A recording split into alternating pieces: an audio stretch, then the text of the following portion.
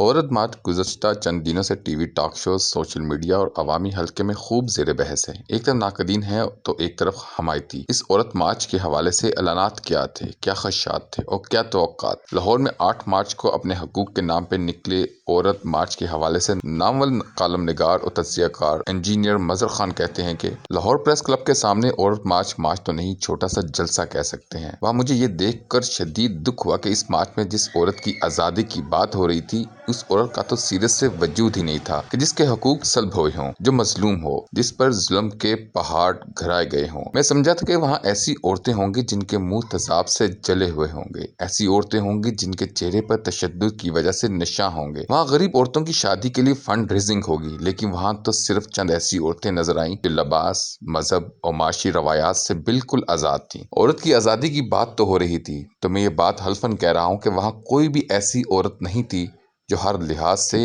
آزاد نہ ہو، اور موسٹلی اپنی بوائے فرینڈز کے ساتھ تھیں، جہاں اٹھنے، بیٹھنے، ہاتھوں میں ہاتھ ڈال کر نعرے بازی کرنے کی پوری آزادی تھی۔ کوئی عورت یہ نہیں کہہ رہی تھی کہ بھائی تھوڑا سا پیچھے ہو کر کھڑے ہو، نہیں، بالکل آزادی تھی۔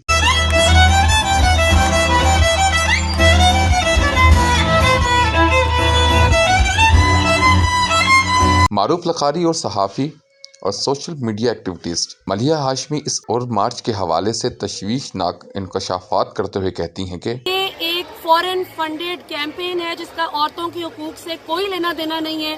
ان کا صرف اور صرف ایک مقصد ہے کہ پاکستان میں جو فیملی سسٹم ہے اس کو ختم کیا جائے، اور عورتوں کو دیکھیں نا، مردوں اور عورتوں کو آپس میں لڑوایا جائے تاکہ مرد اور عورت جو زندگی کی عمارت کی 2 ستون ہیں وہ آپس میں لڑیں تو یہ عمارت کلیپس کرے۔ عورتوں کے حقوق کی ان کو پرواہ ہو تو یہ جہیز کے ختم کرنے کی بات کریں، یہ تعلیم کی بات کریں، یہ تربیت کی بات کریں، یہ کہیں کہ ہمیں کریئر میں ایکول حصہ دو، شادی ہم سے پوچھ کے ہماری کرو جہاں کرنی ہے، ہمیں بیٹا پیدا اگر نہیں ہوتا، بیٹی ہوتی ہے تو اسے اللہ کی رضا سمجھا جائے، اس پہ ہمیں سزا نہ دی جائے، اور اس قسم کی چیزوں پر ان کو جائیداد میں حصہ دیا جائے۔ اس میں سے کوئی ایک بات بھی یہ نہیں کر رہی۔ یہ کیا کر رہی ہیں؟ میرا لال سلام، میرا لال سلام۔ لال ناظرین کون سی آرگنائزیشن ہے؟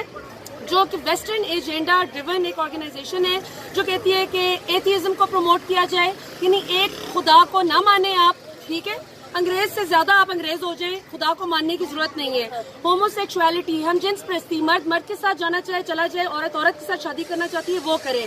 تو یہ وہ چیزیں ہیں، معذرت کے ساتھ مطلب مجھے افسوس ہو رہا ہے بات کرتے ہوئے، لیکن ایکچولی ان کا یہ سارا ایجنڈا ہے جس کو پش کرنے میں ایک حق دیا گیا، عورت کو 2 حق دیے گئے۔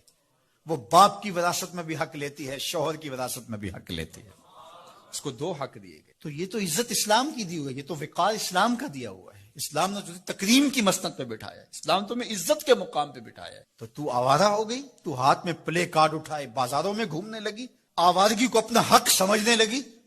یہ تو نقش تھا، یہ تو جاہلیت کے زمانے کی عورتوں کا مزاج تھا۔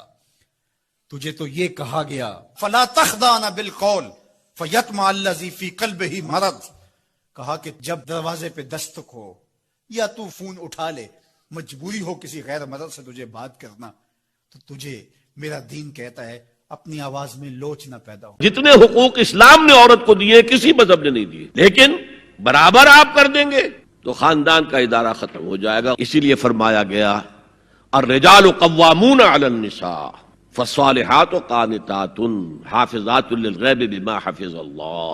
مرد حاکم ہیں عورتوں پر، نیک بیویاں وہ ہیں جو اپنے شوہروں کی اطاعت کرتی ہیں۔ کہ کوئی رائے ہے، اختلاف رائے ہو گیا ہے شوہر اور بیوی میں، بیوی دلیل سے سمجھا لے، اپیل سے سمجھا لے، جس طرح بھی سمجھا لے، منوا لے، اور نہیں تو اسے شوہر کی بات ماننی پڑے گی۔ اپنی جسم اپنی مرضی کا نعرہ لگانے والوں اور والیوں کے لیے یہ 2 اشارے کافی ہیں۔ نہ جسم تیڑا نہ جان تیڑی، اے ترکا رب رحمان دائے، اودے حکم بغیر تو بے وسیں، اے فیصلہ پڑھ قرآن دائے، میرے جسم تے میری مرضی اے وہم گما انسان دائے، تیری روح شاکر مالک دی، تیرا ڈھانچہ قبرستان دائے۔